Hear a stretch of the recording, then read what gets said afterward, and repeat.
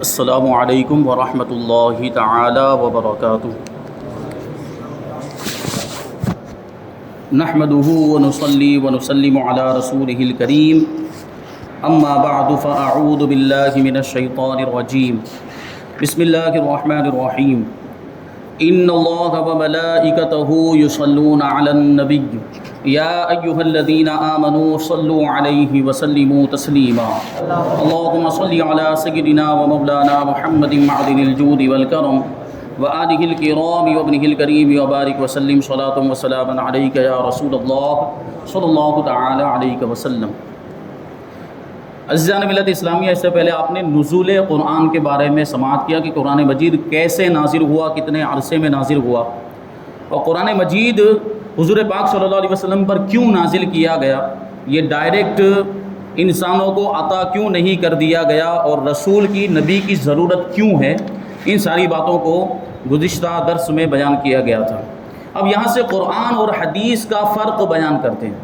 یہ بہت ہی اہم سوال ہمارے ذہن میں یہ آتا ہے کہ نبی کریم صلی اللہ علیہ وسلم صحابہ کرام کو قرآن کی آیتیں بھی پڑھ کے سناتے تھے اور بعض اوقات حدیثیں بھی ارشاد فرماتے تھے، تو یہ حدیث میں اور قرآن میں فرق کیسے ہوتا ہے، اور صحابہ کرام کیسے جانتے تھے کہ یہ قرآن کی آیت ہے اور یہ حضور پاک صلی اللہ علیہ وسلم کی حدیث ہے، یہ ان دونوں چیزوں میں فرق کیسے؟ کیونکہ دونوں چیزیں تو حضور پاک صلی اللہ علیہ وسلم کی زبان ہی سے ادا ہوتی تھی، قرآن کی آیتیں بھی حضور ہی ارشاد فرماتے تھے اور حدیث پاک بھی حضور ارشاد فرماتے تھے، تو دونوں میں فرق کیسے ہوگا اسی کو بیان کرتے ہیں یہاں سے کہ قرآن اور حدیث دونوں وحی الہی ہیں، یعنی دونوں اللہ تبارک و تعالیٰ کی طرف سے۔ قرآن تو حضرت جبریل لے کر آتے تھے، قرآن کی آیتیں اللہ تبارک و تعالیٰ حضرت جبریل کو عطا فرماتا تھا، اور حضرت جبریل وہ آیتیں لے کر آتے اور حضور پاک صلی اللہ علیہ وسلم کو سناتے تھے، تو یہ بھی وحی الہی۔ وحی کا مطلب ہوتا ہے آواز، کلام، گفتگو، اللہ تبارک و تعالیٰ کا کلام، اور حضور پاک صلی اللہ علیہ وسلم جو ارشاد فرماتے تھے قرآن کے علاوہ بھی، قرآن کی آیتوں کے علاوہ اگر کچھ حدیثیں ارشاد فرماتے تھے تو ان حدیثوں کو بھی وحی الہی کہا گیا، کیونکہ اللہ تبارک و تعالیٰ نے قرآن مجید میں کیا ارشاد فرمایا کہ وَمَا يَنطِقُ عَنِ الْهَوَىٰ إِنْ هُوَ إِلَّا وَحْيٌ يُوحَىٰ، کہ یہ محبوب اپنی خواہش سے کچھ نہیں کہتے، وہ وہی کہتے ہیں جو ان کی طرف وحی ہوا کرتی، یعنی اللہ کا پیغام ان کی طرف آتا ہے پھر وہ لوگوں کو سنا دیا کرتے ہیں۔ تو حضور پاک صلی اللہ علیہ وسلم کی جو حدیثیں ہیں وہ بھی وحی الہی اور قرآن بھی وحی الہی ہے، تو دونوں میں فرق کیسے ہوگا؟ اور دونوں کی اطاعت ضروری، دونوں کو ماننا ضروری، دونوں پر عمل کرنا ضروری، قرآن پر عمل کرنا بھی ضروری اور حدیث پر عمل کرنا بھی ضروری۔ لیکن کون سی حدیثیں؟ جن پر عمل کرنے کا حکم دیا گیا، جن پر عمل کرنا ممکن ہے، جن پر عمل کرنے کی اجازت۔ بہت ساری حدیثیں ایسی ہیں جن پر ہم عمل کر ہی نہیں سکتے، جیسے حدیثوں کے اندر تو معراج کا واقعہ بھی ذکر کیا گیا، حدیثوں کے اندر صوم وصال کا ذکر ہے کہ حضور پاک صلی اللہ علیہ وسلم صوم وصال رکھا کرتے تھے۔ صوم وصال کا مطلب کیا ہوتا ہے؟ یعنی مسلسل روزہ رکھنا، مسلسل روزانہ روزہ رکھنا، اور مغرب کے بعد جو ہے کہ تھوڑا سا افطار کر لیا، کھانا کھا لیا مغرب کے وقت، پھر سے رات میں بھی روزہ رکھ لیا جاتا تھا۔ یہ حضور پاک صلی اللہ علیہ وسلم روزہ رکھتے تھے۔ اب ظاہر سی بات ہے ایسا روزہ رکھنے کی طاقت عام انسانوں کے اندر ہے نہیں، تو یہ حدیث پر عمل نہیں ہو سکتا، اور معراج کے واقعے والی حدیث پر بھی عمل نہیں ہو سکتا۔ تو کیا پتہ چلا کہ ساری حدیثوں پر عمل کرنا ممکن نہیں ہے، عمل ان حدیثوں پر کیا جائے گا جن پر عمل کرنا ممکن ہے، جن پر عمل کرنے کا حکم دیا گیا، جیسے حدیثوں کے اندر نماز پڑھنے کا حکم ہے، حدیثوں کے اندر صدقہ کرنے کا حکم ہے، زکوٰۃ ادا کرنے کا حکم ہے، خیرات نیک کام کرنے کا حکم ہے، برائی سے بچنے کا حکم ہے، گناہوں سے بچنے کا حکم ہے، تو یہ وہ حدیثیں ہیں جن پر عمل کیا جائے گا، جن پر عمل کرنے کا ہمیں حکم دیا گیا۔ تو دونوں کی اطاعت ضروری ہے، قرآن کی بھی اطاعت اور حدیث کی بھی اطاعت ضروری ہے۔ تو اب دونوں میں فرق کیا ہے وہ بتاتے ہیں کہ فرق اتنا ہے کہ قرآن کی عبارت یہ خدا کی طرف سے ہے اور مضمون بھی خدا کی طرف سے، یعنی قرآن کے جو کلمات ہیں، قرآن کے اندر جو یوں سمجھ لیجئے کہ حروف ہیں، اور قرآن کا جو ٹیکسٹ ہے، وہ متن جو بھی ہے، یہ بھی اللہ تبارک و تعالیٰ کی طرف سے ہے، اور اس کا جو مضمون، اس کا مفہوم، اس کا مطلب، اس کے معانی، یہ سب بھی اللہ تبارک و تعالیٰ کی طرف سے، یعنی دونوں چیزیں، کلمات، حروف بھی اللہ تبارک و تعالیٰ کی طرف سے ہیں، اور اس کا میننگ جو ہے وہ بھی اللہ تبارک و تعالیٰ کی طرف سے، اس کا مضمون بھی۔ گویا جس طرح حضرت جبریل امین نے آ کر سنایا، اسی طرح بلا کسی فرق کے یعنی بغیر کسی تبدیلی کے حضور پاک صلی اللہ علیہ وسلم نے اس کو صحابہ کرام کے سامنے بیان کر دیا. تو یہ ہو گیا قرآن. اور حدیث میں یہ ہے کہ مضمون تو رب کی طرف سے ہوتا ہے، یعنی جو مفہوم، اس کا معنی، مطلب جو کچھ بیان کیا جا رہا ہے وہ تو رب کی طرف سے ہوتا ہے، لیکن الفاظ کس کے ہوتے ہیں؟ الفاظ حضور پاک صلی اللہ علیہ وسلم کے ہوتے ہیں. تو دونوں میں فرق سمجھ میں آیا کہ قرآن میں کلمات بھی اللہ تبارک و تعالیٰ کے ہیں اور مضمون بھی جو کچھ اس میں بیان کیا گیا وہ بھی اللہ تبارک و تعالیٰ کی طرف سے. اور حدیث میں یہ ہوتا ہے کہ مضمون تو اللہ تبارک و تعالیٰ کی طرف سے ہوتا ہے لیکن الفاظ حضور پاک صلی اللہ علیہ وسلم کے ہوتے ہیں. یہ ایک فرق ہو گیا. اب اس مضمون کا رب کی طرف سے آنا یا تو بطور الہام ہوتا ہے، یعنی اللہ تبارک و تعالیٰ حضور کے دل میں وہ بات ڈال دیتا ہے کہ یہ بات صحابہ کرام سے ارشاد فرما دے، یا خواب میں بیان کی جاتی ہے. اور انبیاء کرام کا جو خواب ہوتا ہے وہ بھی حقیقت اور سچا ہوا کرتا ہے. ہمارے خواب کبھی جھوٹے بھی ہوتے ہیں، کبھی شیطان کی طرف سے بھی ہوتے ہیں، کبھی وسوسے کے طور پر ہوتے ہیں، لیکن جو نبی ہوتے ہیں ان کو کبھی بھی جھوٹا خواب نہیں آتا، ان کا خواب بھی اللہ تبارک و تعالیٰ کی طرف سے ہوا کرتا ہے. تو یہ جو مفہوم اور مضمون جو دیا جاتا تھا، جو بعد میں حضور حدیث کے طور پر ارشاد فرماتے تھے، یہ بھی کبھی حضور پاک صلی اللہ علیہ وسلم کو بطور الہام، الہام کا مطلب دل میں ڈال دینا، اللہ تبارک و تعالیٰ کی طرف سے ڈال دیا جاتا تھا. یا فرشتہ ہی آ کر عرض کرتا، یعنی فرشتے کو ہی بھیجا جاتا، اور فرشتہ قرآن کی آیت کے طور پر نہیں سناتا تھا بلکہ حدیث کے طور پر سناتا تھا. تو اس اعتبار سے بھی فرق ہو گیا.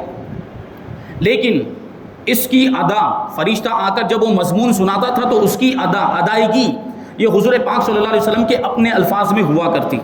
اسی لیے اس کا ماننا اور اس پر عمل کرنا ضروری، یعنی حدیث کا ماننا اور حدیث پر عمل کرنا بھی ضروری. یعنی وہ حدیثیں جو معمول بھی حدیثیں ہیں، لیکن اس کی تلاوت نماز میں بجائے قرآن شریف کے نہیں ہو سکتی. یعنی ہم نماز کے اندر قرآن شریف کی جگہ پر حدیث کی تلاوت نہیں کر سکتے. کیوں؟ اس کی وجہ کیا ہے؟ کیونکہ عمل مضمون پر ہوتا ہے اور تلاوت الفاظ کی ہوتی ہے.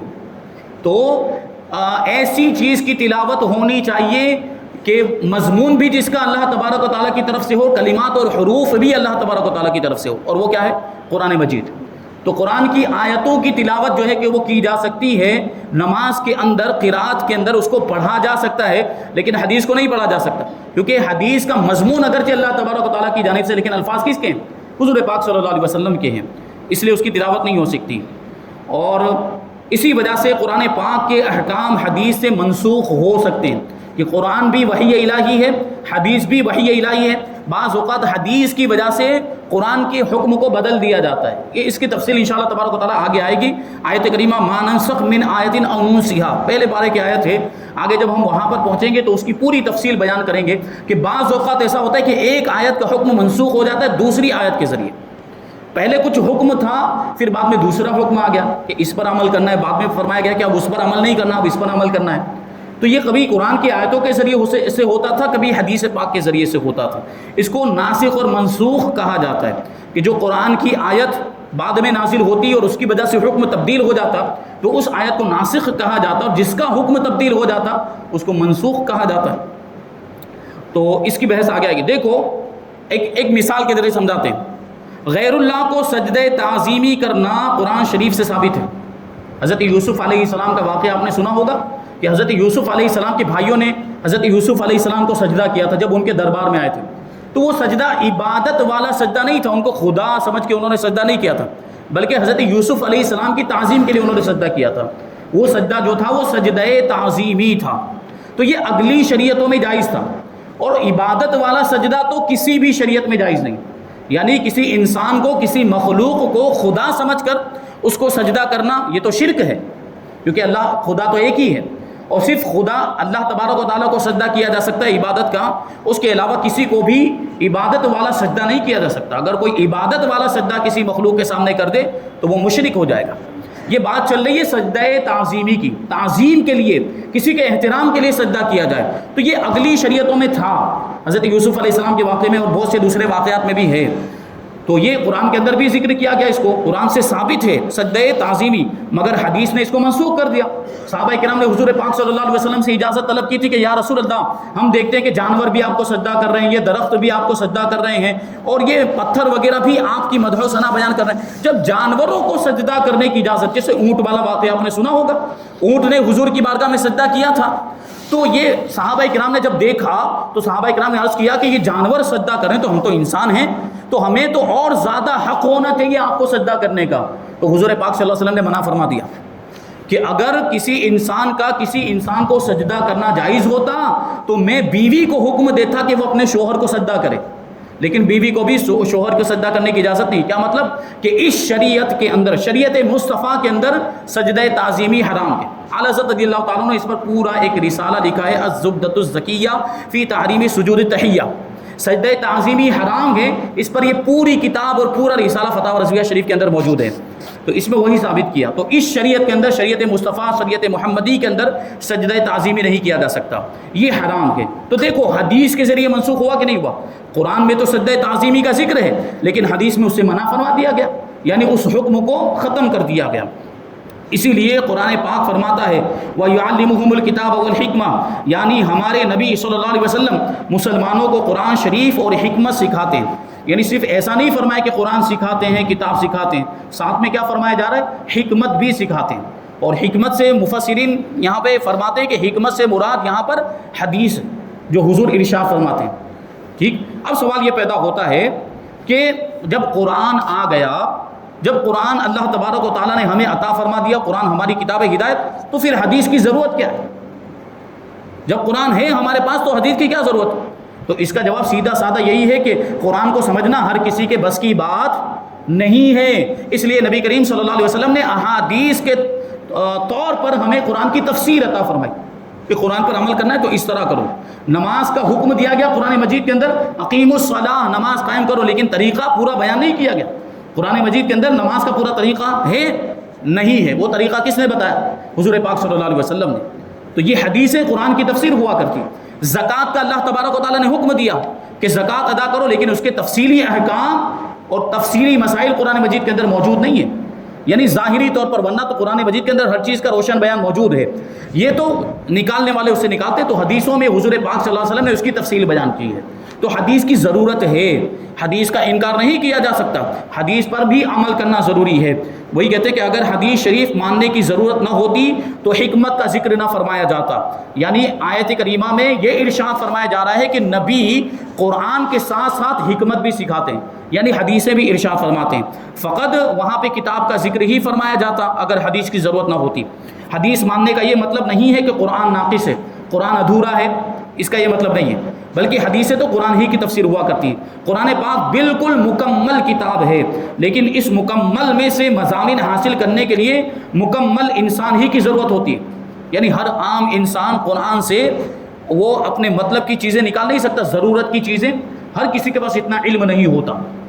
بلکہ بعض صحابہ کرام، وہ صحابہ کرام جنہوں نے حضور پاک صلی اللہ علیہ وسلم کی زبان مبارک سے خود قرآن مجید کی آیتیں سنی تھی، ان کو بھی بعض اوقات قرآن مجید کو سمجھنے میں دشواری ہوتی تھی، تو وہ حضور پاک صلی اللہ علیہ وسلم کی بارگاہ میں حاضر ہوتے تھے اور اس کی تفسیر معلوم کرتے تھے کہ یہ آیت کریمہ تو اس کا مطلب کیا ہے۔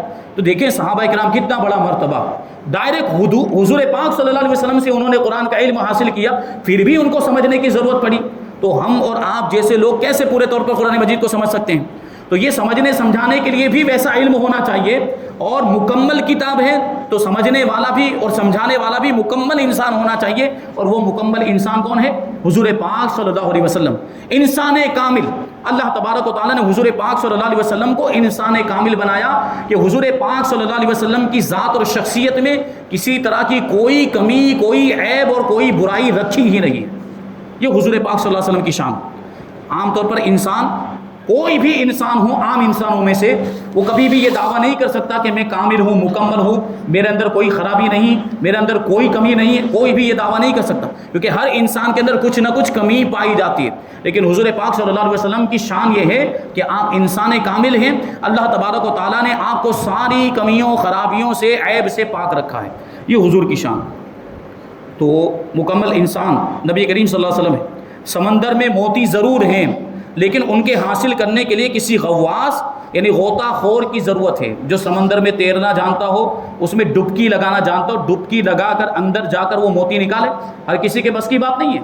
ابھی آپ سوچیں کہ سمندر کے اندر موتی موجود، لاؤ میں جا کر لے کر چلا آؤں، اور آپ کو تیرنا نہیں آتا تو کیا ہوگا؟ آپ ڈوب جائیں گے۔ تو کس کی ضرورت پیش آئے گی وہاں پر؟ تیرنے والے کی۔ غوطہ خور کی ضرورت پیش آئے گی جو تیرنا جانتا ہے اور اندر جا کر اس کو نکالنا جانتا ہے.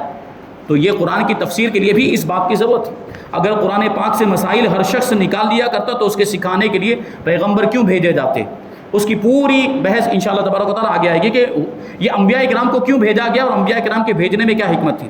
جس طرح کے قرآن شریف ہوتے ہوئے حدیث پاک کے ماننے کی ضرورت ہے اور حدیث پاک کے ماننے سے قرآن کا ناقص اور ادھورا ہونا لازم نہیں آتا، اسی طریقے سے حدیث و قرآن کے ہوتے ہوئے ہم جیسوں کے لیے فقہ کو ماننے کی بھی ضرورت ہے. فقہ کا مطلب مسائل اور شریعت کا علم، احکام کا علم. تو فقہ ماننے سے بھی یہ لازم نہیں آتا کہ قرآن و حدیث ناقص اور ادھورے ہیں. کیوں؟ کیونکہ یہ جو فقہ ہے قرآن و حدیث ہی سے ماخوذ ہے. جو مسائل اور شریعت کا علم ہے، جو احکام بیان کیے جاتے ہیں، وہ قرآن و حدیث ہی سے نکالے جاتے ہیں. جو مجتہدین، جو ائمہ کرام جو گزرے، جو جیسے ہمارے امام اعظم ابو حنیفہ، امام شافعی، امام مالک، امام احمد بن حنبل، ان کے علاوہ بھی دیگر مجتہدین گزرے ہیں جنہوں نے قرآن و حدیث سے یہ مسائل نکالے. کیونکہ ہمارے اندر وہ صلاحیت نہیں ہے، ہمارے پاس اتنا علم نہیں ہے کہ ہم ڈائریکٹ قرآن سے کوئی مسئلہ نکال سکیں اور ڈائریکٹ حدیث سے کوئی مسئلہ نکال سکیں. ہمارے پاس اتنی سمجھ نہیں ہے. یہ سمجھ اور یہ علم اور یہ صلاحیت اللہ تبارک و تعالیٰ نے یہ اماموں کو عطا فرمائی تھی، مجتہدین کو عطا فرمائی تھی. انہوں نے مسائل نکال کر ہمیں عطا فرمائے اور ہمارے لیے عمل کرنا آسان ہوا. اسی وجہ سے تو تقلید ضروری ہے، امام کی پیروی کرنا ضروری ہے. کہ ہم ڈائریکٹ حدیث پر عمل کرنے جائیں اور ڈائریکٹ قرآن پر عمل کرنے جائیں تو ہم چلے تھے اچھا کام کرنے کے لیے، بدلے میں گمراہ ہو جائیں گے. کیونکہ ہمیں پتہ ہی نہیں چلے گا کہ کس حدیث پر عمل کرنا ہے، کس حدیث پر عمل نہیں کرنا، قرآن کی کس آیت پر عمل کرنا ہے، قرآن کی کس آیت پر عمل نہیں کرنا. یہ ہمیں کس نے بتایا؟ یہ ہمیں اماموں نے بتایا. تو امام کی پیروی اسی وجہ سے لازم ہے. وہ اسی لیے تو قرآن کریم کے اندر عام حکم ارشاد فرما دیا، اطیعوا اللہ واطیعوا الرسول واولی الامر منکم، یعنی اطاعت کرو اللہ کی اور اللہ کے رسول کی اور اپنے میں سے امر والوں کی، یعنی علماء مجتہدین کی، جو ائمہ کرام جو اجتہاد کے درجے پر فائز تھے. اجتہاد کا مطلب کیا ہوتا ہے؟ کہ یہ جو ائمہ کرام جو ہوتے ہیں وہ اپنے علم کی روشنی میں غور و فکر کرتے ہیں قرآن کے اندر اور حدیث کے اندر. کچھ مسائل تو ایسے صاف طور پر قرآن میں بیان کر دیے گئے، صاف طور پر حدیث کے اندر بیان کر دیے گئے، لیکن کچھ مسائل ایسے ہیں جو صاف طور پر بیان نہیں کیے گئے. تو پھر اب یہ جو امام ہوتے ہیں، جو مجتہدین ہوتے ہیں، وہ قرآن و حدیث کے اندر غور و فکر کرتے ہیں کہ یہ جو مسئلہ ہے اس کا حکم کیا ہونا چاہیے اور کس حدیث پر عمل کرنا چاہیے، کس حدیث پر عمل نہیں کرنا چاہیے. یہ مسئلہ نکالتے ہیں، پھر لوگوں کو بتاتے ہیں اور اس اعتبار سے عمل کیا جاتا ہے. تو دیکھیں یہاں پر اللہ کی اطاعت کا بھی حکم دیا گیا، رسول اللہ کی اطاعت کا بھی حکم دیا گیا. تو اگر اللہ اور رسول کی اطاعت کافی ہوتی تو صرف یہیں پر بس کر دیا جاتا، لیکن آگے کیا ارشاد فرمایا گیا؟ تم میں جو امر والے ہیں یعنی علماء مجتہدین، ان کی بھی پیروی کرو. یہ بھی خیال رہے کہ حضور صلی اللہ علیہ وسلم کا ہر قول و فعل جو منقول ہو جائے وہ حدیث ہے، یعنی ہر بات، اور حضور کا ہر عمل کہ حضور نے یہ کیا، یہ جو روایت کیا جاتا ہے تو یہ حدیث ہے، خواہ ہمارے لیے لائق عمل ہو یا نہ ہو. مگر سنت صرف ان اقوال اور اعمال کو کہا جاتا ہے جو ہمارے لیے لائق عمل ہو. میں نے ابھی پہلے عرض کیا کہ ساری حدیثوں پر عمل کرنا ممکن نہیں ہے. وہ حدیثیں جن پر عمل کرنے کی اجازت ہے، جن پر عمل کرنا ممکن ہے یا عمل کرنے کا حکم دیا گیا، ان حدیثوں کو معمول بھی حدیث کہا جاتا ہے اور ان کو سنت بھی کہا جاتا ہے. حدیثیں تو ساری ہیں، جو بھی حضور نے ارشاد فرمایا یا جو بھی حضور نے عمل کیا صحابہ کرام کے سامنے، یا صحابہ کرام نے حضور پاک صلی اللہ علیہ وسلم کے سامنے کوئی عمل کیا اور حضور نے منع نہیں فرمایا، یہ سب حدیثیں ہیں. لیکن جن حدیثوں پر عمل کیا جاتا ہے ان کو کہا جاتا ہے سنت، جو ہمارے لیے لائق عمل ہے. اس لیے حضور پاک صلی اللہ علیہ وسلم نے ارشاد فرمایا علیکم بسنتی، تم پر میری سنت لازم. علیکم بھی حدیثی نہیں فرمایا یعنی تم پر میری حدیث پر عمل کرنا لازم ہے، نہیں، بلکہ کیا فرمایا؟ تم پر میری سنت پر عمل کرنا لازم ہے. لہٰذا دنیا میں کوئی بھی شخص اہل حدیث نہیں ہو سکتا، کیونکہ ساری حدیثوں پر عمل کرنا ممکن ہی نہیں ہے. اہل سنت ہو سکتا ہے کیونکہ سنت تو کہتے ہی ان حدیثوں کو ہے جن پر عمل کیا جائے، جن پر عمل کرنے کا حکم ہے. تو اہل سنت تو ہو سکتے ہیں. اسی وجہ سے الحمدللہ ہم اہل سنت و جماعت کہلاتے ہیں، کیونکہ سنت پر عمل کرنا ممکن ہے، ساری حدیثوں پر عمل کرنا ممکن نہیں. یہ جو غیر مقلدین اہل حدیث کہلاتے ہیں، تھوڑی سی بات وہاں پہ سماعت کر لیں. آگے انشاءاللہ تبارک و تعالیٰ قرآن پاک کی ترتیب اور اس کو کیسے جمع کیا گیا، کیسے محفوظ کیا گیا، اس کو آئندہ درس میں شامل کریں گے. یہاں پہ جو یہ بات آ گئی ہے کہ ساری حدیثوں پر عمل کرنا ممکن نہیں ہے، ان حدیثوں پر عمل کیا جائے گا جن پر عمل کرنے کی اجازت ہے یا جن پر عمل کرنے کا حکم دیا گیا، جن پر عمل کرنا ممکن ہے، اور ان کو سنت کہا جاتا ہے. تو یہ اہل حدیث غیر مقلدین یہ کیا کہتے ہیں کہ ہم کسی امام کی پیروی نہیں کرتے، ہم کسی امام کی تقلید نہیں کرتے، ہم تو ڈائریکٹ حدیثوں پہ عمل کرتے. ان کا یہ دعویٰ ہے. اسی وجہ سے تو اپنے آپ کو کیا کہتے ہیں؟ اہل حدیث. اہل حدیث کا مطلب کیا ہوتا ہے؟ حدیث والے. یہ دعویٰ تو کرتے ہیں کہ ہم حدیث پر عمل کرتے ہیں، لیکن حقیقت میں ان کا حدیث پر عمل نہیں ہے. کیونکہ اگر یہ واقعی اہل حدیث ہوتے تو ساری حدیثوں پر عمل کرنا چاہیے تھا ان کو. جبکہ ان کا بھی معاملہ یہ ہے کہ کچھ حدیثوں کو لیتے ہیں اور کچھ حدیثوں کو چھوڑ دیتے ہیں. جسے رفع یدین والی حدیث. ہمارا آپ کا طریقہ، مذہب حنفی کا طریقہ کیا ہے؟ نماز میں ایک ہی مرتبہ کانوں تک ہاتھ اٹھائے جاتے ہیں، لیکن اہل حدیث رکوع میں جانے سے پہلے، رکوع سے اٹھنے کے بعد بھی ہاتھ اٹھاتے ہیں رفع یدین. یقیناً رفع یدین کا ذکر حدیثوں میں آیا گیا، لیکن رفع یدین نہ کرنے کا ذکر بھی حدیث میں ہے. تو اب ایک حدیث پر عمل ہوا، لیکن دوسری حدیث کو انہوں نے چھوڑا کہ نہیں چھوڑا؟ تو اب ان سے سوال پوچھا جائے. اب یہ آپ کو میں جو ہے کہ ایک فارمولہ دے دیتا ہوں، کبھی آپ کی بحث ہو جائے، بس یہ بات آپ یاد رکھیں ذہن کے اندر. اہل حدیث سے کبھی آپ کا سامنا ہو جائے، بحث و مباحثہ ہو جائے، تو آپ ان کو کیا جواب دیں گے؟ آپ سیدھا ان سے سوال پوچھیں کہ آپ لوگوں کا دعویٰ ہے کہ ہم حدیث پر عمل کرتے ہیں، ٹھیک ہے؟ تو آپ ان سے پوچھیں، اہل حدیث سے پوچھیں کہ آپ کو کس نے بتایا کہ اس حدیث پر عمل کرنا ہے اور اس حدیث پر عمل نہیں کرنا ہے؟ یہ کس نے بتایا؟ تو وہ مجبوراً جواب دیں گے کہ ہمارے مولویوں نے بتایا، ہمارے استاد نے بتایا، ہمارے فلانا مولانا نے بتایا، فلانا عالم صاحب نے بتایا. وہ یہ کہیں گے، ضرور کہیں گے. تو آپ ان کو جواب دیجئے کہ آپ تو پھر وہ فلاں مولوی صاحب کے مقلد ہو گئے. آپ تو فلاں، آپ نے جو جن استاذ کا نام لیا ان استاذ کے مقلد ہو گئے، کیونکہ آپ کو کس نے بتایا کہ اس حدیث پر عمل کرنا ہے، اس حدیث پر عمل نہیں کرنا ہے. تو آپ نے ان کی پیروی کی کہ نہیں کی؟ تو آپ مقلد ہو گئے. جبکہ آپ کا دعویٰ یہ ہے کہ ہم کسی کی تقلید نہیں کرتے، اور اپنے مولویوں کی تقلید کر رہے ہیں، اپنے مولاناؤں کی تقلید کر رہے ہیں، اپنے عالموں کی تقلید کر رہے ہیں، اپنے استاذ کی تقلید کر رہے ہیں. تو یہ نصیب کی بات ہوتی ہے. دیکھو ان کی قسمت میں ایسے مردود خبیث لوگوں کی تقلید لکھی ہے، اور ہماری قسمت میں امام اعظم کی تقلید لکھی. وہ امام جن کو امام اعظم کہا گیا، اور پھر جو دوسرے امام ہیں ان کی بھی تعظیم ہمیں کرنی چاہیے. امام مالک، امام شافعی، امام احمد ابن حنبل، یہ سب اہل سنت و جماعت کے امام ہیں، اور حدیثوں کو دلیل بنا کر انہوں نے یہ اپنا مذہب یہ مدون کیا ہے. تو یہ تقلید کی حیثیت ہے کہ ہم امام کی تقلید کیوں کرتے ہیں؟ کیونکہ ہم ڈائریکٹ قرآن سے مسئلہ نہیں نکال سکتے، ڈائریکٹ حدیث سے ہم مسئلہ نہیں نکال سکتے. ضرورت تھی اس بات کی کہ کوئی نکال کر ہمیں دیتا مسئلہ، اور یہ کس نے نکال کر دیا؟ یہ اماموں نے نکال کر دیا.